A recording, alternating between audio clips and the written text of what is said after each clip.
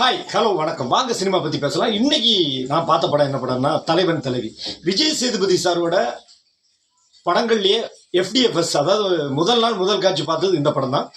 என்ன காரணம்னா பாண்டியராஜ் சார் இயக்கம். ஏன்னா அவர் கடைக்குட்டி சிங்கமாகட்டும், அப்புறம் நம்ம வீட்டு பிள்ளையாகட்டும், அவர் ஒரு ஃபேமிலி படத்தை எப்படி எடுக்கணுங்கிற ஒரு வித்தை தெரிஞ்ச ஒரு சூப்பர் டைரக்டர். அவரோட காம்பினேஷன்ல விஜய் சேதுபதி சார் சேர்ந்தாருன்னா கேட்க வேணும். அது உண்மையிலே ஒரு குடும்ப படம், அட்டகாசமா இருந்துச்சு. படம் 2-2.5 மணி நேரம் இருந்தாலும் கொஞ்சம் கூட லேக் இல்லாம சுவாரஸ்யமா திரைக்கதை அமைச்சிருந்தாரு பாண்டியராஜ் சார். நடிச்ச நடிகைகள் எல்லாருமே சரி, விஜய் சேதுபதி சார் ஆகட்டும், நித்யா மேனன் ஆகட்டும். நித்யா மேனன் எல்லாம் ரொம்ப பாராட்டி ஆகணும், ஏன்னா அவங்க தமிழ்நாட்டை சார்ந்தவங்க கிடையாது. ஆனா தமிழை அந்த ஸ்லாங்ல அவ்வளவு அட்டகாசமா சொந்த குரல்ல பேசி சிறப்பா நடிச்சிருக்காங்க. ஏற்கனவே அவங்க திருச்சி டம்பலம் நிறைய படங்கள்ல அவங்க தன்னோட நடிப்பு திறமையை வெளிப்படுத்தியிருக்காங்க.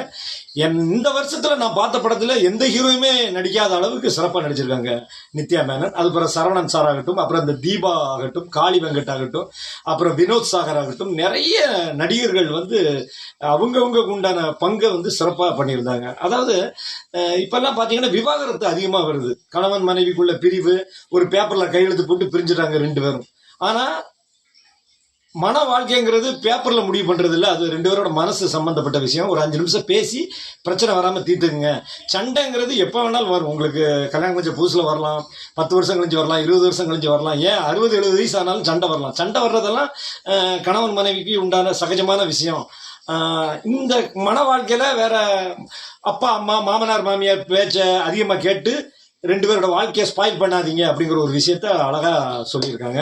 மைனா நந்தினி அவங்களும் சரி சிறப்பா நடிச்சிருக்காங்க. அந்த தங்கச்சி கேரக்டர் எல்லாருமே அட்டகாசமா நடிச்சிருக்காங்க. தலைவன் தலைவி நேரம் கிடைச்சா நீங்க தியேட்டர்ல மறக்காம பாருங்க, கண்டிப்பா உங்க எல்லாருக்கும் பிடிக்கும். டாடா.